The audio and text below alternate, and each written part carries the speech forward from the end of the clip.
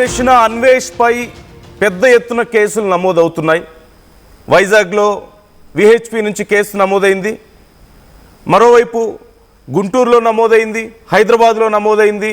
ఇక్కడ కరాటే కళ్యాణి గారు కూడా ఈ విషయానికి సంబంధించి కేసు నమోదు చేశారు. ఇలా పెద్ద ఎత్తున కేసులు నమోదు అవుతూ ఉన్నాయి. గరికపాటి గారి అభిమానులు కొంతమంది కేసులు నమోదు చేస్తున్నారు, విహెచ్పి నుంచి కేసులు నమోదు చేస్తున్నారు. భారతదేశాన్ని నోటుకొచ్చినట్లుగా తూలనాడుతున్నాడు, నోటుకొచ్చినట్లుగా మాట్లాడుతున్నాడు అని కేసులు నమోదవుతున్నటువంటి పరిస్థితి కనిపిస్తోంది.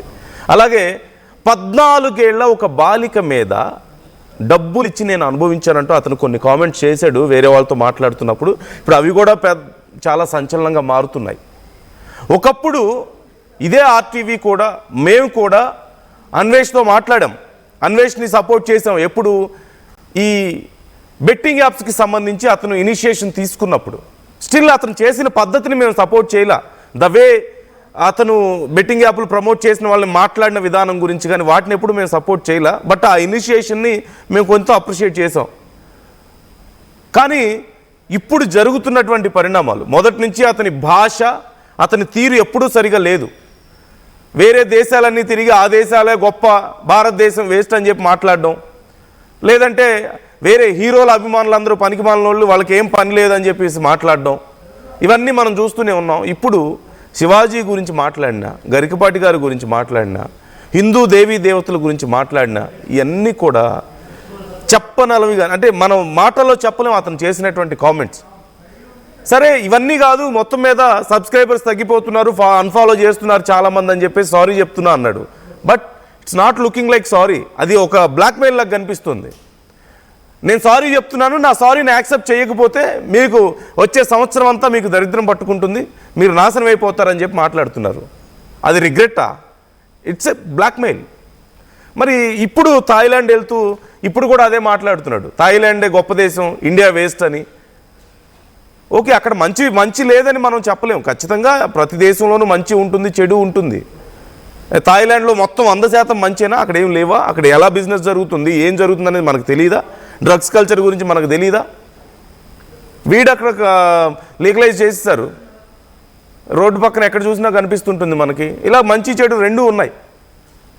కాకపోతే ఎన్ని కేసులు నమోదైనా, చాలామంది కేసులు పెట్టాలని చెప్పి అడుగుతున్నా అతన్ని ఇక్కడికి తీసుకురావడం అనేది సాధ్యం అవుతుందా? ఫస్ట్ థింగ్, అతను చేస్తున్న మాటలు, అతను మాట్లాడుతున్న మాటలు, అతను చేస్తున్న కామెంట్స్, అతని బిహేవియర్ అంతా ఇట్స్ వర్స్ట్.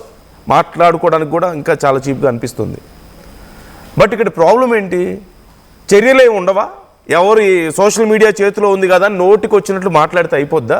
మన దేశం గురించి, మన దేవతల గురించి, మన సమాజంలో ఉన్న కొంతమంది ప్రముఖుల గురించి, మన గురించి ఏది మాట్లాడినా అయిపోద్దా? వేరే దేశాల్లో ఉంటే సరిపోద్దా? ఇక్కడికి రప్పించలేమా మనం? కేసులు పెడితే ఉపయోగం ఏమి లేదా వేరే దేశాల్లో ఉన్న వాళ్ళ మీద? సబ్స్క్రైబర్స్ నాకు అవసరం లేదు, ఒక్కలో సబ్స్క్రైబర్స్ అని చెప్పి మాట్లాడుతున్నాడు. సో ఇప్పటికే సబ్స్క్రైబర్స్ భారీగా తగ్గిపోయారు, ఇంకా తగ్గుతూనే ఉన్నారు.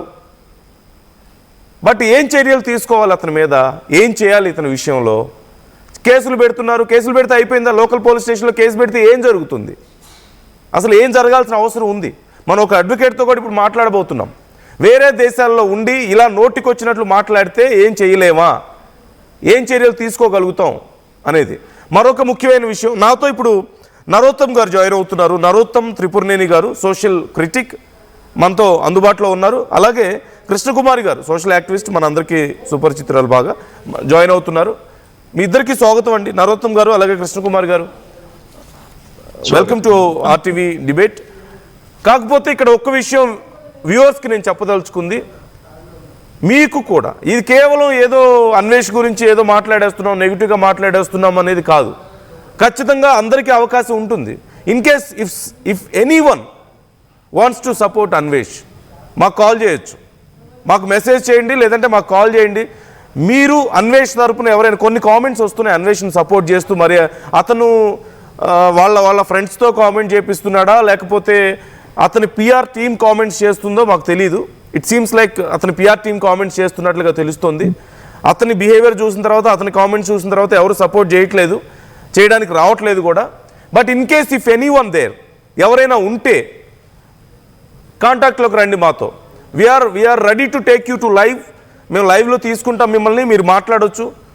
సపోర్ట్ చేయాలనుకునే వాళ్ళు మీ వర్షన్ కూడా మేము వింటాం. There is nothing from our side, support చేయడానికి ఏమీ లేదు. సో మీ నుంచి ఏదైనా సపోర్ట్ చేయాలనుకుంటే contact us. We are happy to have you in live. మీరు కామెంట్ చేయొచ్చు, కాల్ చేయొచ్చు. స్క్రీన్ మీద స్క్రోల్ అవుతున్న numbers, you can call to that number. And మీ ఒపీనియన్స్ షేర్ చేసుకోవడానికి కూడా మాతో కాల్ చేయొచ్చు. ఏం చేయాలి, విదేశాల నుంచి ఎలా రప్పించాలి, ఎలాంటి చర్యలు తీసుకోవాలి ఇలాంటి వాళ్ళ మీద. అండ్ అతను చేసిన కామెంట్స్ అండ్ కేవలం అన్వేష్ కామెంట్స్ గురించే కాదు, శివాజీ చేసిన కామెంట్స్ అయినా సరే, గరికపాటి గారి విషయం మరి ఎందుకు ఈ విషయంలోకి వచ్చింది